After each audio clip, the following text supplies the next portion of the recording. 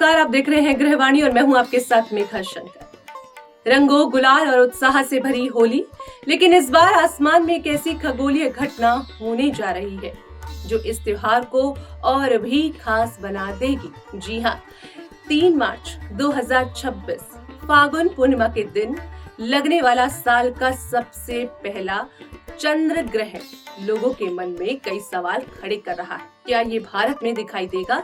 सूतक काल कब से लगेगा?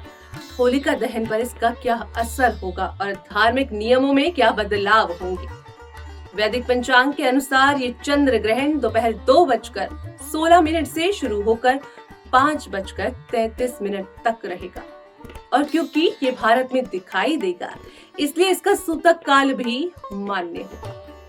सूतक काल ग्रहण से लगभग 9 घंटे पहले यानी सुबह 9:39 से शुरू हो जाएगा और ग्रहण समाप्त होने के साथ ही खत्म भी माना जाएगा।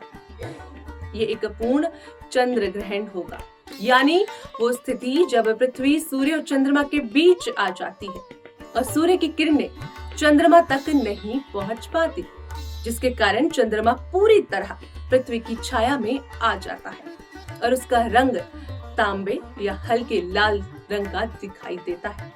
इस बार ये अद्भुत नजारा एशिया के कई देशों के साथ साथ ऑस्ट्रेलिया में भी देखा जाएगा और भारत में खास तौर पर पूर्वी राज्यों जैसे कि अरुणाचल प्रदेश, असम, नागालैंड, मणिपुर, मिजोरम और पश्चिम बंगाल के पूर्वी हिस्सों में इसका प्रभाव सबसे ज्यादा दिखाई देगा, जबकि दिल्ली, मुंबई, लखनऊ, जयपुर, चेन्नई और बेंगलुरु जैसे बड़े शहरों में ये आंशिक रूप से नजर आएगा। ज्योतिषीय दृष्टि से देखें तो ग्रहण के समय चंद्रमा सिंह राशि में रहेगा और केतु के साथ युति बनाएगा, जिसे मानसिक तनाव और भावनात्मक उतार चढ़ाव का संकेत माना जाता है। इसलिए इस समय ध्यान, मंत्र, जाप और सकारात्मक सोच की सलाह दी जाती है। अब बात करते हैं होलिका दहन, क्योंकि उसी दिन ग्रहण का प्रभाव रहेगा, तो शास्त्रों के अनुसार होलिका दहन सूतक काल और शुरू होने से पहले या फिर विशेष मुहूर्त में किया जाएगा। तो दोस्तों, सूतक काल के दौरान मंदिरों के कपाट बंद कर दिए जाते हैं, भगवान की मूर्तियों को स्पर्श नहीं किया जाता, कोई नया या शुभ कार्य शुरू नहीं किया जाता, जैसे कि विवाह, गृह प्रवेश जैसे मांगलिक कार्य टाल दिए भी जाते हैं और भोजन पकाने व खाने से भी परहेज करने की परंपरा है।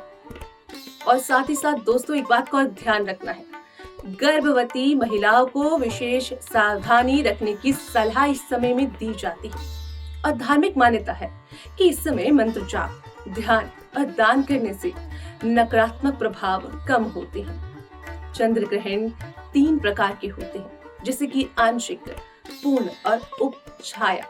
आंशिक में चंद्रमा का केवल एक हिस्सा, कुछ हिस्सा पृथ्वी की छाया में आता है। पूर्ण रूप में पूरा चंद्रमा ढक जाता है और उपछाया, जैसे कि ग्रहण में चंद्रमा पर हल्का सा प्रभाव पड़ता है, जिसे पहचान मुश्किल होती है, लेकिन इस बार का ग्रहण पूर्ण है, इसलिए इसका धार्मिक और ज्योतिषीय महत्व और भी बढ़ जाता है। यानी एक तरफ रंगों का त्योहार और दूसरी तरफ आसमान में प्रकृति का अद्भुत दृश्य। ये होली सिर्फ खुशियों की नहीं, बल्कि आस्था, खगोल और परंपरा के संगम की होली बनने जा रही है। तो दोस्तों, इसी के साथ अब बारी आज के अंतिम सुविचार की। ग्रहण हमें डराने नहीं आते, बल्कि ये हमें सिखाने आते हैं कि हर अंधेरे के बाद नया उजाला जरूर आता है। आप देख रहे थे गृहवाणी, मैं हूं आपके साथ मेघा शंकर। मिलेंगे कल इसी समय। नमस्कार।